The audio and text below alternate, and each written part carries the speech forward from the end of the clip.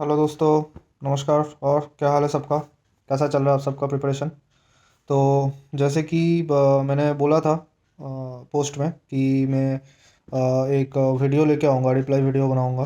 तो कुछ सवाल आए हैं, क्वेश्चंस कुछ आए हैं। तो कुछ ही गिने चुने आए हैं, ज़्यादा क्वेश्चन आए नहीं थे। मैंने थोड़ा ज़्यादा एक्सपेक्ट किया था कि बहुत सारा सवाल शायद आएगा। तो पता नहीं, बहुत कम लोगों ने सवाल किया है। तो ठीक है, चलिए इनमें से ही मैं रिप्लाई दे देता हूँ। तो एक एक करके मैं सबका नाम लूँगा और सवाल भी पढ़ूँगा और उसका रिप्लाई भी दूँगा। तो लाइव करने के लिए कभी कभी कुछ कमेंट्स आता है कि सर आप लाइव कीजिए। लाइव में दिक्कत भाई ये होता है कि एक ही सवाल जो है अलग अलग लोग जो है बार बार पूछते रहते हैं। तो उसमें क्या होता है, एक ही रिप्लाई मुझे बार बार देना पड़ता है। उसमें एक तो है टाइम भी वेस्ट होता है, एनर्जी भी वेस्ट होती है। तो उससे अच्छा सिस्टम ये है कि मैं एक बार में सवाल पूछ लेता हूँ, सवाल सारे कलेक्ट हो जाते हैं, तो उसके बाद में रिप्लाई देना मेरे लिए आसान होता है। और ठीक है, तो चलिए शुरू करते हैं फिर। तो कुंदन कुमार ने एक सवाल नहीं, मतलब स्टेटमेंट दिया है कि शॉर्ट हैंड सीखने के बारे में सोच रहा हूँ, हिंदी या इंग्लिश बेटर होगा। अच्छा, सवाल ही किया है इन्होंने। चलिए, तो कुंदन जी, मैं आपको बताना चाहता हूँ कि इंग्लिश या हिंदी, जिस भी लैंग्वेज आपको अच्छे से आती है, आपका मास्टरी है जिसके ऊपर, आपकी एक्सपर्टीज़ है जिस भाषा में, तो उसी में सीखना सबसे अच्छा फ़ायदेमंद रहता है। हाँ ठीक है, लेकिन इसका कुछ कंडीशंस भी है। जैसे कंडीशन वन में, provided that you are aiming और you are targeting for central government jobs. जितना, देखिए मुझे जितना दूर पता है, सेंट्रल गवर्नमेंट जॉब के बारे में ही मैं बता सकता हूँ। तो उसमें जो है हिंदी इंग्लिश का इक्वल प्रेफरेंस दिया जाता था, दिया जाता है, अभी भी दिया जाता है। लेकिन पिछले एक दो साल से मैं नोटिस कर रहा हूँ कि जैसे इंटेलिजेंस ब्यूरो हो गया या कुछ एक दो डिपार्टमेंट में, वो स्पेसिफिकली उसमें ऑप्शन फॉर्म में मेंशन करते हैं, ब्रैकेट में लिख देते हैं कि इंग्लिश स्टेनोग्राफर का इतना और हिंदी स्टेनोग्राफर के लिए इतना पोस्ट खाली है। तो वो स्पेसिफिकली उसमें मेंशन कर देते हैं। लेकिन बाकी डिपार्टमेंट्स के लिए ऐसा कुछ है नहीं।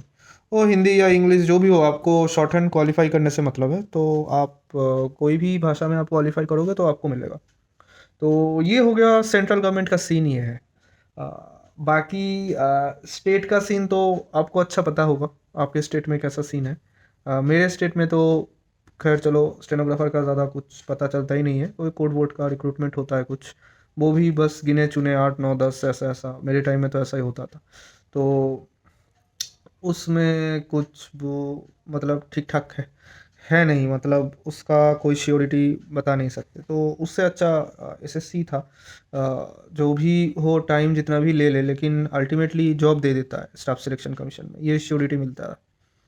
तो चलिए, आपको आपको रिप्लाई मिल गया। अब नेक्स्ट क्वेश्चन में जाते हैं। हर्ष शर्मा पूछ रहा है कि सर न्यू वैकेंसी कब आएंगे, मंथ ओवर हो गया। हर्ष जी, अब क्या बताऊँ, ये स्टाफ सिलेक्शन कमीशन का उनका प्रेरोगेटिव है। वो निकलना चाहिए था इसी साल के अंदर नई वैकेंसी, और नया जो सर्कुलर है वो भी निकलना चाहिए था, नया फॉर्म भी निकलना चाहिए था। तो अभी कुछ निकला है नहीं। तो पता नहीं कुछ प्लान कर रहे हैं या ऐसे ही डिले हो रहा है। वैसे भी डिले तो होता है, जो भी हम एक्सपेक्ट करते हैं वो इस एक्सपेक्टेशन को एक्सीड करके जाता है, मतलब उससे भी ऊपर चला जाता है स्टाफ सिलेक्शन कमीशन हर बार, ये इसका आदत है। तो अभी मुझे लगता है कि हर्ष जी, आपको थोड़ा पेशेंस रखना पड़ेगा, वेट करना पड़ेगा, जो सरकारी जॉब के लिए बहुत ज़्यादा इम्पोर्टेंट है। तो आप जो है ये जितना जल्दी आप प्रैक्टिस कर लोगे, पेशेंस परजर्वरेंस, ये आपके प्रिपरेशन में भी बहुत काम आएगा। ठीक है। शेहिन पीवी ये पूछ रहे हैं कि यू ग्रेड डी और सी। शेहिन जी, मैं ग्रेड डी हूँ, 2400 ग्रेड पे है। तो ये जानने के बाद शायद आप सवाल पूछेंगे, डी और सी पूछे ये, तो शायद डी हूँ या सी हूँ ये कंफर्म करने के बाद ये सवाल पूछेंगे। ठीक है शेहिन जी, मैं वेट कर लूँगा, आप पूछ लेना, मैं बता दूंगा बाद में आपको। Heart beat motivation. Sir SSC steno job profile और विथ जॉब यूपीएससी प्रिपरेशन के बारे में ज़रूर बताइएगा। तो heart beat motivation ji, SSC steno job profile बहुत बढ़िया है, एकदम तगड़ा जॉब प्रोफाइल है। और काम करने का बहुत अच्छा स्कोप मिलता है इसमें। डिपार्टमेंट्स बहुत सारे अवेलेबल है। ग्रेड डी का कम से कम 40-50 डिपार्टमेंट मिल जाता है, ग्रेड सी में 10-15 मिल जाता है अगर ठीक ठाक निकल जाए वैकेंसी, और वैकेंसी भी अच्छी खासी निकलती है। तो और जॉब प्रोफाइल बोले तो जैसे आप जिस डिपार्टमेंट में आप सिलेक्टेड होते हो वहाँ पे आप सीनियर ऑफिसर के साथ आप अटैच्ड होते हो एज हिज और हर पीए, पर्सनल असिस्टेंट। चाहे आप ग्रेड डी हो ग्रेड सी हो, तो जो काम के मामले में उससे फ़र्क पड़ता नहीं है ज़्यादा। कोई आपका ग्रेड पे देखता नहीं है कि आप 2400 हो, 4200, 4600 हो। आप कितना काम अच्छे से करते हो, काम कितना जल्दी आप सीख सकते हो, उसका ऊपर डिपेंड करता है। तो ऐसा नहीं है कि 4200 वाले का अलग चेयर मिल जाता है, 4600 का अलग चेयर मिलता है और 2400 को जो है ज़मीन में बिठाया जाता है, ऐसा कुछ सिस्टम है नहीं। आप अगर अच्छा काम करते हो तो आपको जो 4200 वाला है उससे भी सीनियर ऑफिसर मिल सकता है। और ये डिपेंड करता है आपका काम सीखने का जो कला है और आपको जो नॉलेज है उसका ऊपर बहुत कुछ डिपेंड करता है, ठीक है। तो वैसे जॉब प्रोफाइल यही है कि सीनियर ऑफिसर का जो डे टू डे जो उनका मीटिंग्स वगैरह रहता है, जो उनका शेड्यूल्स रहता है, जितना कुछ आपको कम्युनिकेशंस करना पड़ता है, लेटर कॉरेस्पॉन्डेंस करना पड़ता है, तो ये सब आपके थ्रू जाता है, स्टेनो के थ्रू जाता है। और कभी कभी ऑफिशियल एडमिनिस्ट्रेशन का काम या एस्टेब्लिशमेंट का काम ये सब भी देखना पड़ता है।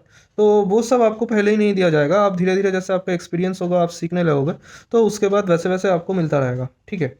तो सीनियर ऑफिसर के साथ जैसे आप अटैच्ड होते हो, तो उसके साथ कुछ डिपार्टमेंट पे ऐसा होता है होम मिनिस्ट्री का कि बाहर में रेकी करने जाना पड़ता है, या कुछ काम से आपको आउट ऑफ स्टेशन जाना पड़ता है। तो अगर वो खुद चाहते हैं तो पीए को भी ले जा सकते हैं, तो शायद आपको भी जाना पड़ सकता है। और कभी कभी होता है कि जो आपका सीनियर ऑफिसर है वो दूसरा यूनिट्स विजिट करने जाना चाहते हैं, तो बिफोर हैंड वो पीए को भेजते, तो आपको वहाँ जाके उस यूनिट्स में जाके सब कुछ आपको बताना पड़ेगा। स्टाफ को आपको उस हिसाब से तैयार करके रखना पड़ेगा ताकि आपका जो ऑफिसर है वो आईजी हो या एडीजी हो, वो आके सही से सब कुछ चेक कर पाए। तो वो आपको स्टाफ को पहले से इंटीमेशन देना पड़ता है जाके, और पूछना और सब बताना पड़ता है कि सर आगे क्या क्या चेक करेंगे, सब कुछ ठीक ठाक है या नहीं, ये देखना आपकी जिम्मेदारी होता है। तो ऐसा ही काम सब कुछ होता है। और आपका जो पूरा डिवीज़न है उसका जो उत्तरदायित्व है, रिस्पॉन्सिबिलिटी है, वो आपका होता है। और उनका जो भी प्रॉब्लम्स है और जो या जो भी उनका क्वेरी है या एप्लीकेशंस वगैरह, सब कुछ आपके थ्रू ही आपके ऑफिसर के पास जाता है। तो इसलिए बहुत काफ़ी सम्मान मिलता है। और जो ऑफिसर के जो पीए होते हैं, वो पीए खुद आधा आधा ऑफिसर बनना पड़ता है उसको, बन नहीं जाता है वो, उसको बनना पड़ता है, क्योंकि ऑफिसर डायरेक्ट जाके वो डील नहीं करेगा, पीए को ही डील करना होता है, ठीक है। तो उस हिसाब से आप जो है मेंटली प्रिपरेशन रखो। और अगर आप ज्वाइन करते हो तो आपको या तो पूरा डेस्क जॉब पूरा ही मिल जाएगा, और या तो डेस्क प्लस फील्ड जॉब भी आपको मिल सकता है, ठीक है। और आपका ऑफिसर कितना ज़्यादा हाई रैंक का है इसका ऊपर बहुत कुछ डिपेंड करता है। तो मोटा मोटी बेसिक काम जो होता है यही होता है। तो ठीक है। और विद जॉब यूपीएससी प्रिपरेशन के बारे में ज़रूर बताइएगा। विद जॉब आप यूपीएससी प्रिपरेशन कर तो सकते हो, लोग प्राइवेट जॉब करते करते भी यूपीएससी प्रिपरेशन करते हैं, ठीक है। इम्पॉसिबल नहीं है। लेकिन कुछ चीज़ें मैं आपको क्लियरली मेंशन करना चाहता हूँ कि डिपार्टमेंट्स के ऊपर बहुत कुछ डिपेंड करता है। आपका ऑफिस क्या है, उसमें काम करने का तरीका कैसा है, कितने हाई लेवल के ऑफिसर के साथ आप अटैच्ड हो गए हो, और आपका ऑफिस जो है कौन सी मिनिस्ट्री के अंडर आता है, उसमें हलचल किस लेवल में होता है। जैसे होम मिनिस्ट्री हो गया, होम मिनिस्ट्री बहुत ज़्यादा बिजी मिनिस्ट्री है, ठीक है। उसमें हमेशा कुछ ना कुछ हलचल होता रहता है, आपके घर के कोने में क्या हो रहा है, उससे शुरू करके नॉर्थ ईस्ट में क्या हो रहा है, साउथ में क्या हो रहा है, उसमें अरुणाचल प्रदेश में तवांग में क्या हो रहा है, लद्दाख में कौन सा सड़क बन रहा है, कोविड-19 के गाइडलाइंस क्या बनाना है, कहाँ लॉकडाउन लगाना है, कहाँ हटाना, everything comes under home ministry, ठीक है। सीएपीएफ हो गया, सेंट्रल आर्म पुलिस फोर्स हो गया, सीपीओ हो गया, सेंट्रल पुलिस ऑर्गेनाइजेशन हो गया।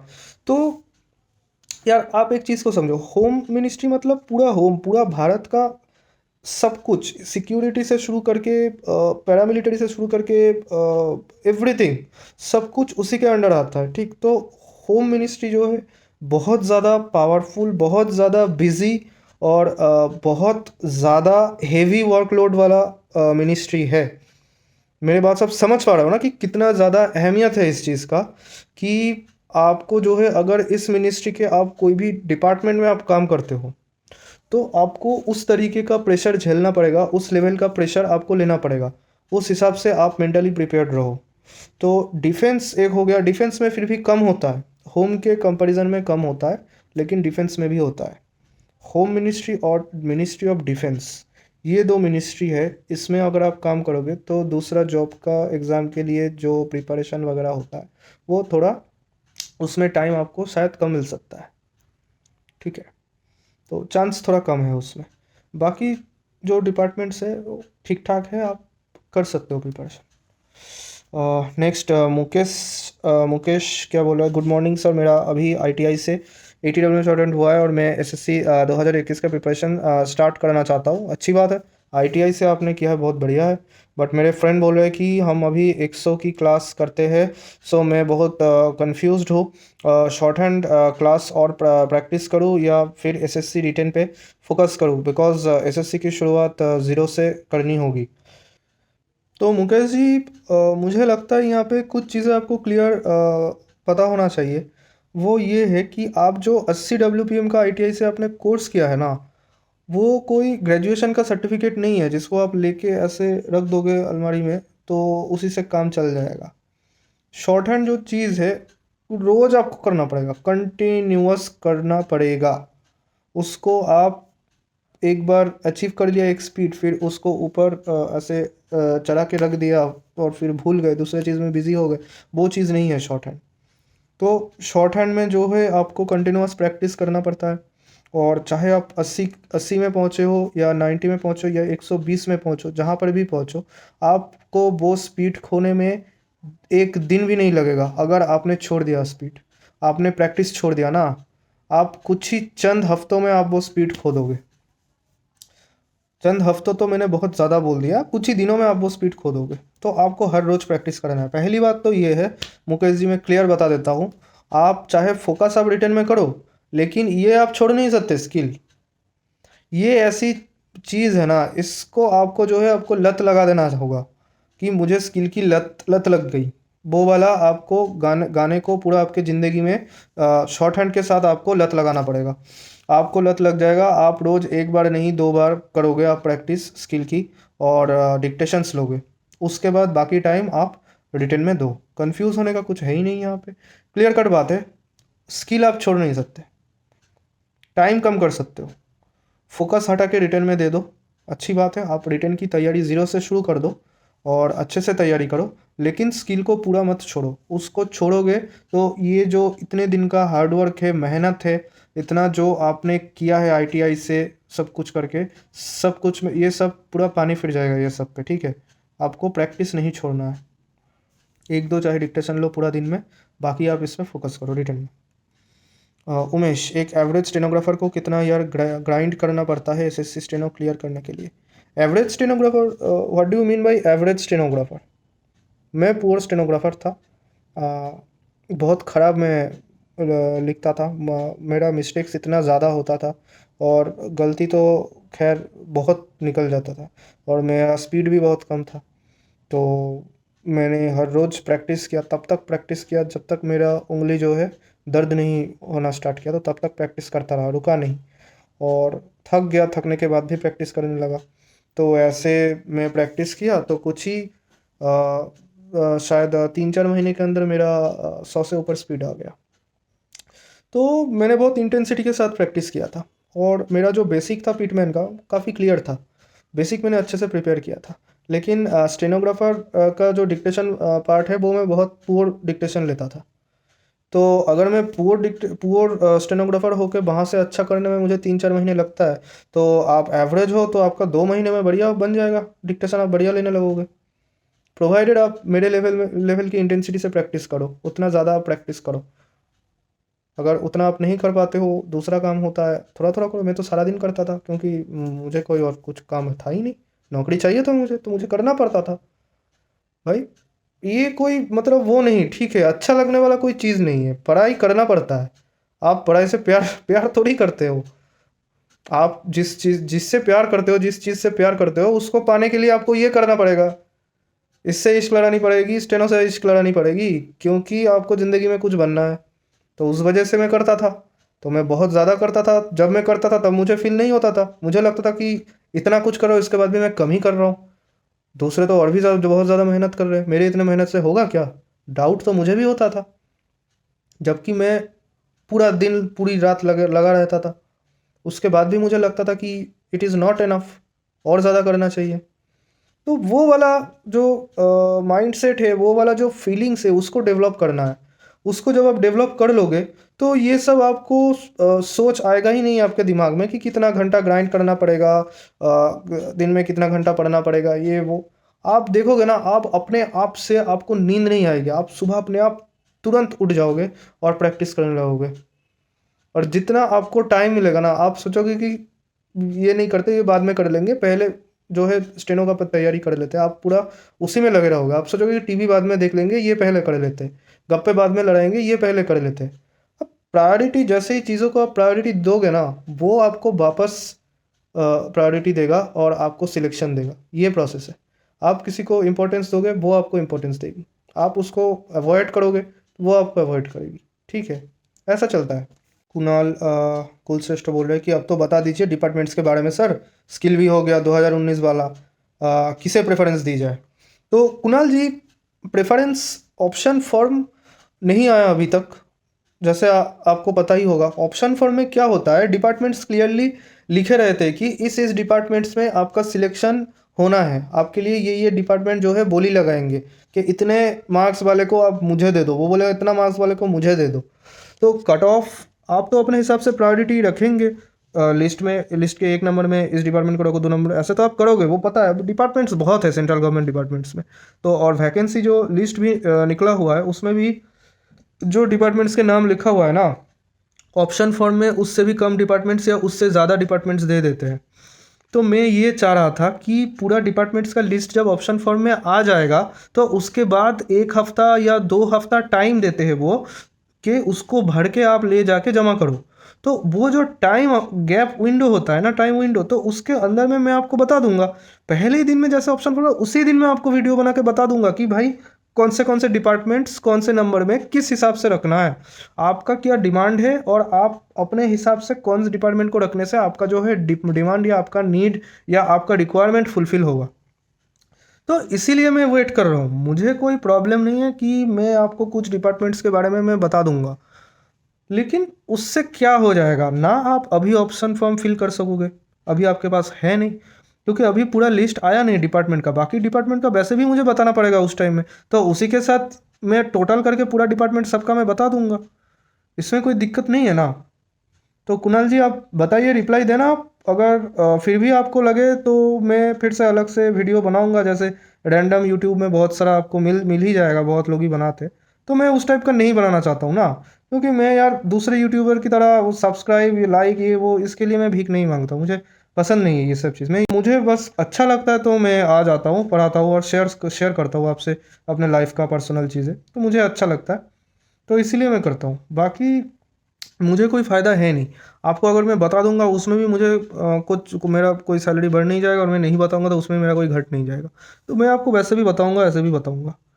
ओके, तो ठीक है। और दूसरा भी बोल रहे हैं कि Kirti Rathore, close test and passage की स्ट्रेटेजी। देखो कीर्ति, क्लोज टेस्ट एक ऐसा चीज़ है जिसके लिए आपको जितना ज़्यादा आप पढ़ोगे ना, पैसेज नहीं, कोई भी चीज़, न्यूज़पेपर हो गया या इंग्लिश किताबें हो गई, तो जितना ज़्यादा आप पढ़ोगे उतना ज़्यादा जो है आपको इंग्लिश का नॉलेज बनेगा। आपको रीडिंग का जो हैबिट है वो डेवलप होगा।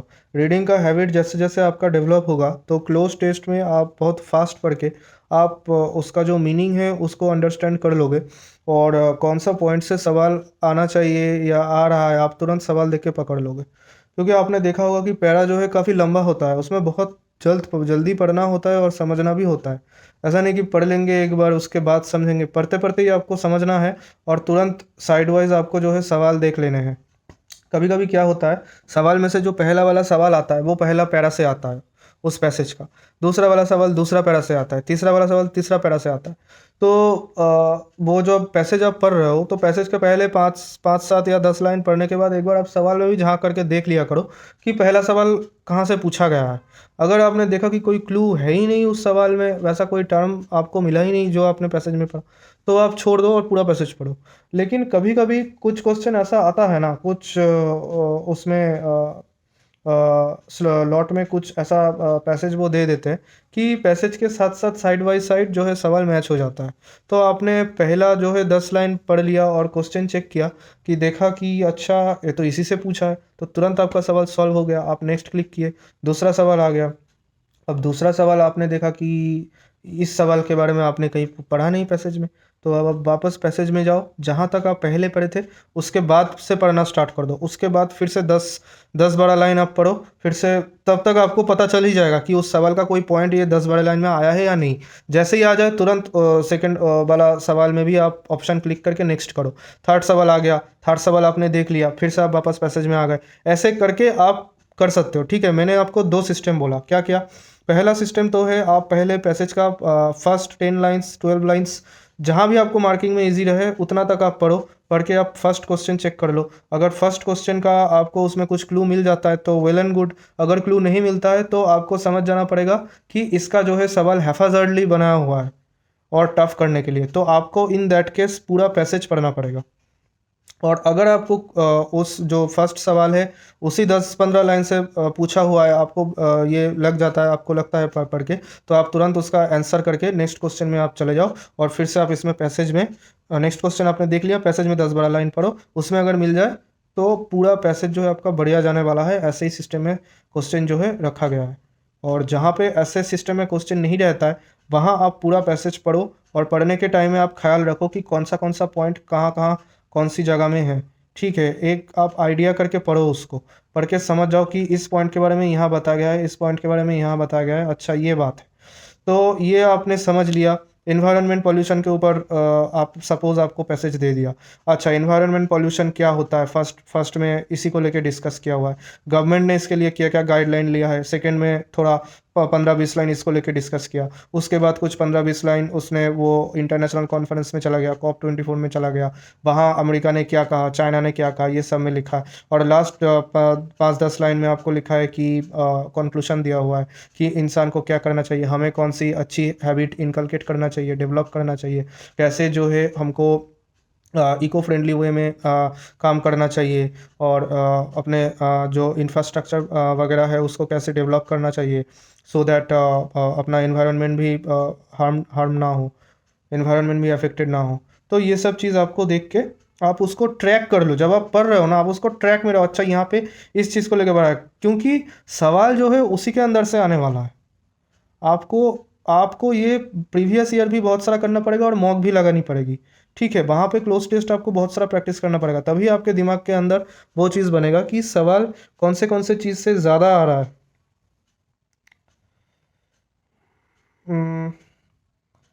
नेक्स्ट हो गया, रोहित लंबा बोल रहे एवरी सैटरडे संडे ऑफ होता है। रोहित जी, एवरी सैटरडे संडे वैसे तो ऑफ होना चाहिए, होता है, लेकिन कभी अगर आपको बुला लेगा तो आपको जाना पड़ेगा। सिर्फ सैटरडे संडे नहीं, कोई भी गैजेटेड हॉलीडे में भी आपको ड्यूटी करना पड़ेगा। तो ये डिपेंड करता है ऑफ होता है नहीं होता है, लिखा तो बहुत कुछ होता है लेकिन सब कुछ होता नहीं है उस हिसाब से, है ना। तो पुलिस डिपार्टमेंट में काम करने के काम अगर आप करोगे तो आपको पता चल ही जाएगा।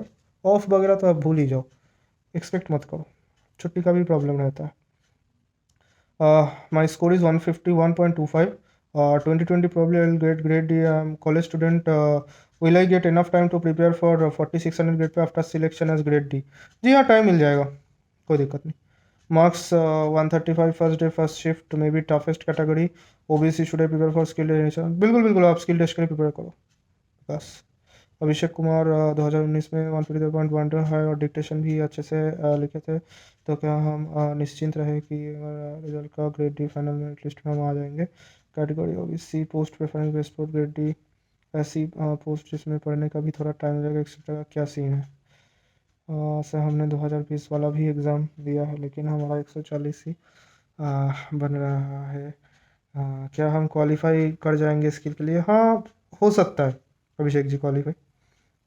और 19 वाला मार्क्स भी आपका अच्छा है। और हाँ, डी में शायद हो जाएगा। तो आपको जो है पोस्ट प्रेफरेंस में बता दूंगा। मैंने जैसे थोड़ी देर पहले बताया, मैं पोस्ट प्रेफरेंस का वीडियो लाऊंगा। अच्छा, मैं और एक चीज़, जब स्किल अब थे तब स्किल के दिन फाइनल रिजल्ट आने के दिन तक आपका माइंडसेट क्या रहा था, साथ ही और भी चीज़ें जो आपको लगे कि बीइंग एन एस्पिरेंट हमें जाननी चाहिए, कृपया उस पर प्रकाश डालें। ये सवाल बहुत बढ़िया है अभिषेक कुमार। सवाल बहुत तगड़ा पूछा है आपने। अच्छा सवाल है। ऐसे सवाल सवाल ऐसे होने चाहिए यार। कुछ सवाल ऐसे आते हैं कि सी हो या डी हो। अरे मैं आपसे पूछ रहा हूँ, आप अपना डाउट मुझे बोलो, और आप मुझे मुझ पे ही डाउट कर रहे हो। चलो कोई बात नहीं। अभिषेक जी, बहुत बढ़िया सवाल आपने पूछा है। ये सवाल का जवाब देने में मज़ा पूरा आने वाला है। मैं आपको एक एक करके जवाब दे।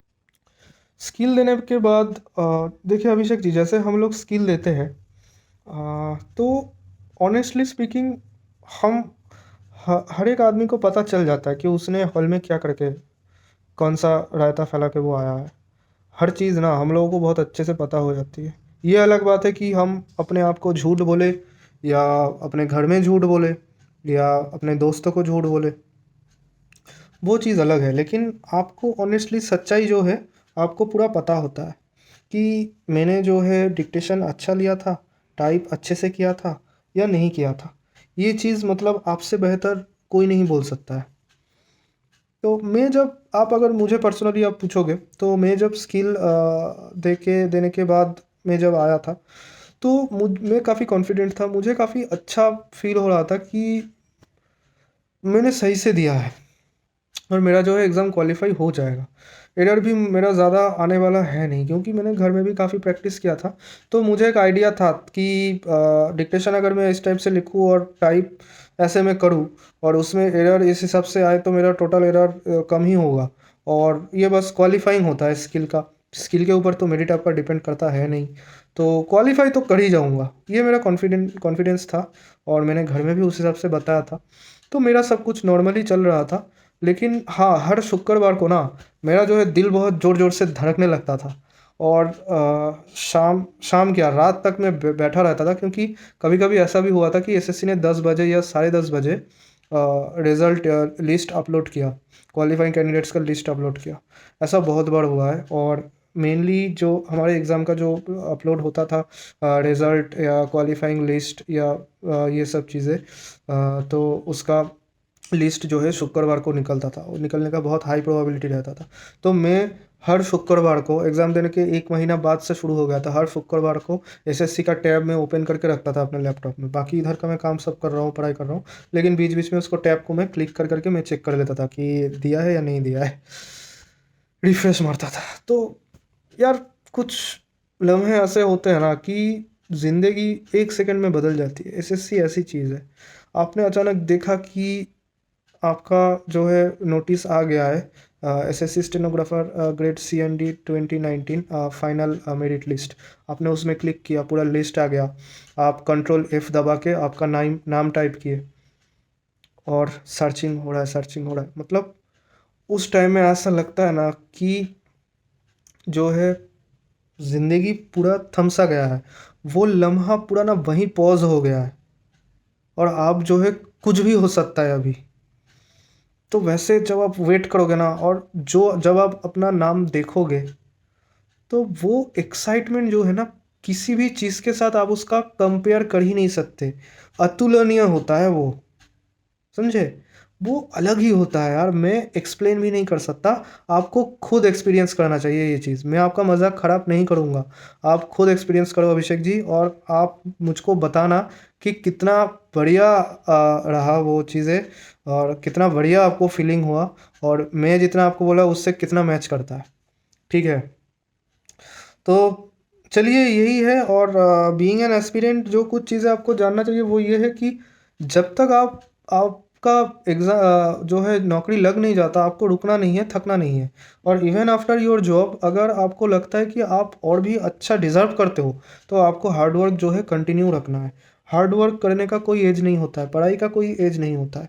आप पढ़ाई कंटिन्यू रखो, कभी भी रखो, आपके पास मौका बहुत है स्टेनोग्राफी लाइन में, स्टेनोग्राफी कैडर में।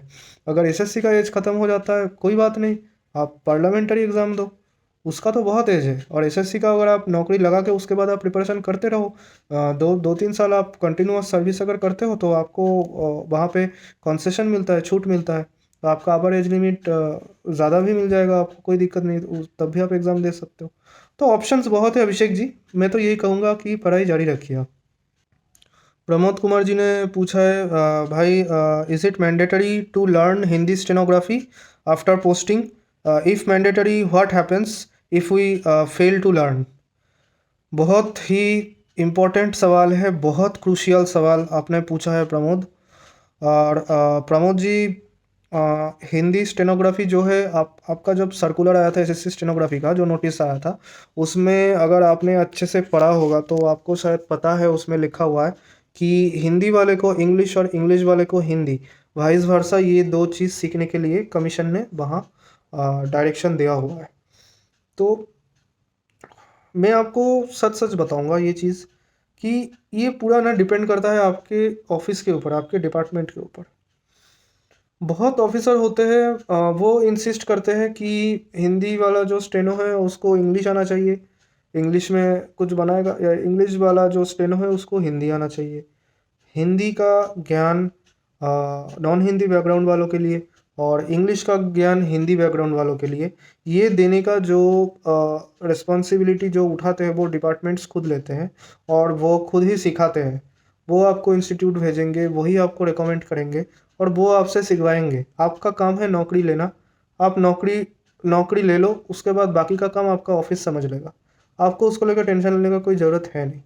और अगर आप जो है सीखने में असमर्थ रहे प्रमोद जी, तो इसमें इसका जो परिणाम है वो भी डिपेंड करता है आपका रिपोर्टिंग ऑफिसर के ऊपर, आपके एसीआर के ऊपर। ठीक है, वो अगर उसमें बहुत ज़्यादा दुश्मनी अगर ना हो तो ख़राब नहीं होता, कोई दिक्कत नहीं होता है।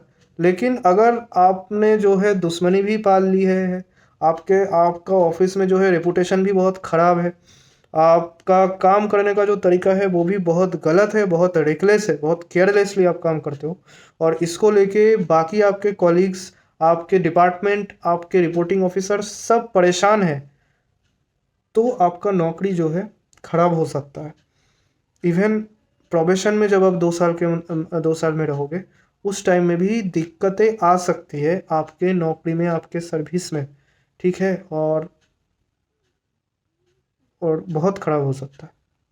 इससे आगे मैं बताना नहीं चाहता, आप समझदार हो तो। बाकी ख़राब के बारे में ज़्यादा बोलने से फ़ायदा है नहीं। अगर आपको कुछ अच्छा नया मिलता है सीखने का, तो मुझे लगता है कि हमेशा सीख लेना चाहिए। ठीक है, चलिए। Harsh Diwan ji, Ram Rahul ji, how many dictations should we transcribe और type in a day? And please tell me about the comma related query, where should we compulsorily use comma and where not? Comma use नहीं करना है, छोड़ दो, उससे कोई मतलब नहीं है। और ट्रांसक्राइब और टाइप इन अ डे, आप एक दिन में कितना, 3-4 ले सकते हो, 3-4 डिक्टेशन ले लो, 3-4 डिक्टेशन ले लो, फिर उसको पढ़ो, फिर जो है आप उसको टाइप करो, फिर ओरिजिनल के साथ क्रॉस वेरीफाई करो, जो जो गलती निकल रहा है उसको अलग कॉपी में नोट करो, और रोज़ उसका जो है रट्टा लगाओ, मतलब प्रैक्टिस लगाओ रोज़ उसका। ठीक है, और कॉमा कहाँ कहाँ लगता है, जहाँ थोड़ा डिक्टेटर का स्पीड स्लो हो जाता है थोड़ा सा, वहाँ कॉमा पड़ता है, तो ये समझ समझ लेना पड़ता है। वैसे कॉमा का ज़रूरत नहीं है, मैंने जैसे आपको बताया। और पॉजिटिविटी बोल रहा है कि 142 you are 11th first shift, any chance of grade D? जी, चांस है। As I have given 2019 skill also, it went well, but my score is 148.57 you are. Am I able to get grade T from 2019? जी, होने का chance है, positive है, हो सकता है। उसके बाद एसएस पूछ रहा है, भैया ये बता दो कि कितने से ऊपर मार्क्स वाले स्किल की प्रिपरेशन करें? I mean may be 140 plus और समथिंग लेस और मोर। स्किल का प्रिपरेशन सभी करें, जितने भी अभी मुझे सुन रहे हैं या देख रहे हैं वीडियो में, सभी प्रिपरेशन करें, क्योंकि स्किल जो है बहुत ज़्यादा इम्पोर्टेंट है। इसके साथ आप टच में रहोगे तभी ये आपको जॉब दिलाएगा, नहीं टच में रहोगे तो बहुत मुश्किल हो जाएगा।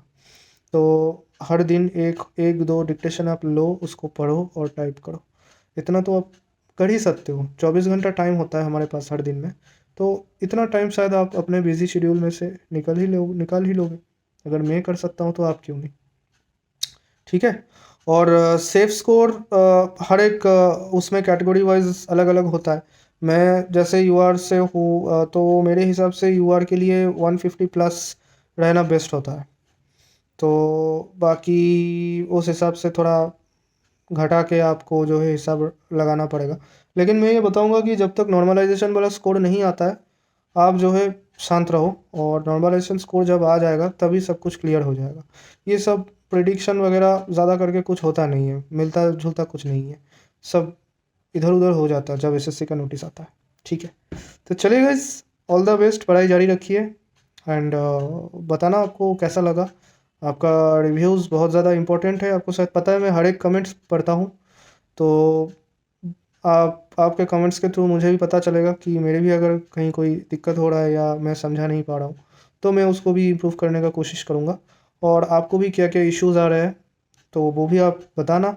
और मेरा जो सल्यूशन है वो आपको कैसा लगा वो भी बताना। ओके। तो पढ़ते रहिए और खुश रहिए। और प्रिपरेशन जो है जारी रखिए, कॉन्फिडेंट रहिए, पॉजिटिव रहिए। और मैं भी अब जाता हूँ, पढ़ता हूँ और प्रिपरेशन लेता हूँ। और कल जल्दी उठना भी है क्योंकि कल अपने डीजी साहब आ रहे हैं विज़िट में। तो मेरा ड्यूटी एज़ यूजुअल आपको पता ही है, लगता तो है। तो कल भी लगा हुआ है, तो ठीक से रेडी होके जाना पड़ेगा, जल्दी जल्दी जाना पड़ेगा। ओके। चलिए guys, all the best, bye.